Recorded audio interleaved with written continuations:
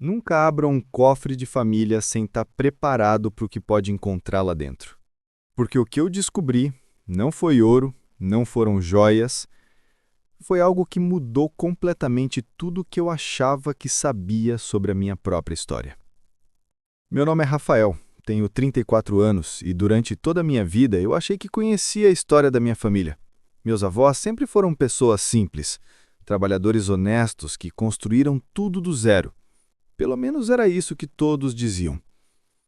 Mas em março deste ano, quando minha avó faleceu aos 89 anos, eu descobri que havia muito mais escondido do que qualquer um de nós poderia imaginar. Tudo começou 3 semanas depois do funeral. Eu estava ajudando meu pai a limpar a casa da minha avó, aquela casa antiga no interior onde ela morou por mais de 60 anos. Era um trabalho pesado, cheio de memórias e emoções. Cada cômodo tinha cheiro de passado, sabe? Aquele cheiro de móveis antigos, de livros velhos, de uma vida inteira guardada entre 4 paredes. Meu pai estava particularmente quieto naquele dia. Ele mexia nas coisas devagar, pegava objetos, olhava por alguns segundos e colocava de volta. Percebi que ele estava procurando alguma coisa específica, mas não quis perguntar. Deixei ele no próprio tempo. Foi no final da tarde, quando o sol já estava começando a se pôr e aquela luz laranja entrava pelas janelas empoeiradas que meu pai me chamou para o quarto. Ele estava ajoelhado no chão, ao lado da cama da minha avó, e tinha acabado de puxar uma tábua solta do assoalho. Rafael, vem cá. Ele disse com uma voz estranha. Não era medo, não era empolgação. Era algo no meio do caminho, tipo uma mistura de curiosidade e receio. Quando me abaixei ao lado dele, vi o que tinha feito ele parar tudo o que estava fazendo. Ali, embaixo do assoalho, havia um cofre. Não era um cofre moderno, daqueles eletrônicos que você vê em filmes. Era um cofre antigo, de metal pesado, enferrujado nas bordas, com uma fechadura antiga que parecia ter décadas de idade. Você sabia que isso estava aqui? Perguntei para o meu pai.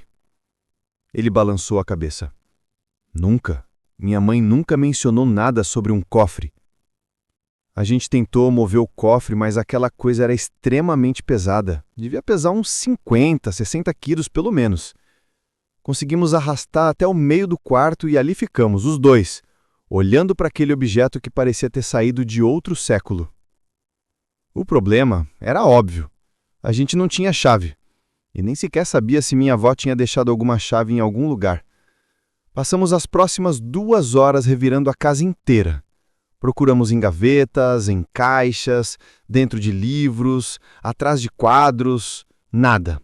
Nenhuma chave que parecesse servir naquele cofre. Já estava escurecendo quando meu pai teve uma ideia. Vamos levar para casa. Amanhã a gente pensa em como abrir. Carregar aquele cofre até o carro foi um desafio. A gente teve que pedir ajuda do vizinho da minha avó, seu João, um senhor de uns 70 anos que sempre foi amigo da família. Quando ele viu o cofre, os olhos dele brilharam de um jeito estranho. Onde vocês acharam isso? Ele perguntou com uma voz que tremia um pouco. Estava embaixo do assoalho do quarto dela, meu pai respondeu. Seu João ficou em silêncio por alguns segundos, olhando fixo para o cofre, depois balançou a cabeça devagar. Sua mãe era uma mulher de muitos segredos, seu Marcos. Sempre foi. Aquilo me deu arrepios. A forma como ele falou, o tom de voz dele, parecia que ele sabia de alguma coisa que a gente não sabia. Mas antes que eu pudesse perguntar qualquer coisa, ele já tinha virado as costas e voltado para a casa dele. Naquela noite, o cofre ficou na garagem da minha casa. Eu não consegui dormir direito. Ficava pensando no que poderia ter lá dentro. Dinheiro antigo, documentos, fotos, ou seria apenas um monte de coisas sem valor, objetos sentimentais que só faziam sentido para minha avó. No dia seguinte, chamei um chaveiro, um cara especializado em abrir cofres antigos. Ele chegou por volta das 10 da manhã, um senhor careca, com óculos grossos e uma maleta cheia de ferramentas que eu nunca tinha visto na vida. Levou quase 2 horas. O chaveiro tentou várias técnicas diferentes, usou algumas ferramentas que pareciam instrumentos de dentista, outras que pareciam ganchos de pesca. A cada 10 minutos ele parava, suava o fronte e dizia: mais um pouco, mais um pouco. Eu e meu pai ficamos ali o tempo todo, sentados em cadeiras velhas da garagem, sem falar nada, só observando. A tensão no ar era real. Parecia que a gente estava prestes a descobrir algo importante, mas nenhum de nós sabia exatamente o quê. E então, finalmente, ouvimos o clique. O chaveiro sorriu. Pronto. Ele abriu a tampa do cofre devagar e a gente se levantou das cadeiras tão rápido que quase derrubamos tudo. Meu coração estava batendo forte no peito. Meu pai estava com a respiração acelerada. Lá dentro não havia ouro, não havia joias, não havia dinheiro. Havia documentos. Muitos documentos. Pilhas e pilhas de papéis amarelados pelo tempo, alguns com bordas queimadas, outros dobrados com cuidado. Havia também algumas fotos antigas, daquelas em preto e branco que ninguém mais tira hoje em dia, e no fundo do cofre, envolvido num pano vermelho desbotado, havia um livro, pequeno, tipo um diário. Meu pai abriu o diário com cuidado. As páginas estavam frágeis e a tinta já estava apagada em alguns trechos, mas dava para ler a maior parte. A primeira entrada era de 1948, logo depois que a minha avó chegou no Brasil. A caligrafia era infantil, cheia de erros de português, mas você conseguia sentir o peso das palavras mesmo através da escrita simples de uma criança de 12 anos. Hoje eu cheguei no lugar que vão me chamar de Maria. Eu não gosto desse nome. Meu nome é Helena, mas a tia Rosa disse que eu tenho que esquecer Helena. Helena ficou lá, no lugar ruim. Maria é quem vai viver aqui. Havia dezenas de entradas assim, cada uma contando um pedaço da história que a minha avó nunca teve coragem de contar em voz alta. Ela escrevia sobre as memórias da guerra, sobre ver a casa da família ser queimada, sobre a noite em que a mãe dela a colocou num trem com outras crianças dizendo que elas se veriam em breve, mas banda sabendo que era mentira. Ela escrevia sobre o sentimento de ser uma estrangeira num país novo, de não entender a língua, os costumes, as pessoas, de ter pesadelos toda noite e acordar gritando, mas de ter que fingir que estava tudo bem. Mas a parte que mais me impactou, a parte que realmente valeria mais do que qualquer ouro do mundo, estava nas últimas páginas do diário. Eram listas, listas de nomes. Pessoas que eu nunca posso esquecer, estava escrito no topo da primeira lista. Eram nomes poloneses, dezenas deles, e ao lado de cada nome havia uma pequena descrição. Minha mãe, Zófia, cabelo preto, sempre cantava à noite. Meu pai, Józef, trabalhava com madeira, tinha mãos grandes. Minha irmã, Cássia, 3 anos mais nova que eu, gostava de bonecas. Páginas e páginas de nomes, de memórias, de pessoas que provavelmente não sobreviveram à guerra, mas que a minha avó fez questão de manter vivas da única forma que podia, escrevendo sobre elas, lembrando delas, garantindo que elas não fossem esquecidas. E na última página, escrito com uma letra mais madura, claramente adicionado décadas depois, estava uma nota. Se alguém encontrar este diário, por favor saiba que essas pessoas existiram. Elas amaram, elas riram, elas viveram, e mesmo que eu tenha vivido uma vida inteira como Maria Santos, eu nunca deixei de ser Helena Kovaski. Eu nunca deixei de lembrar. Quando meu pai terminou de ler isso em voz alta, os dois estávamos chorando.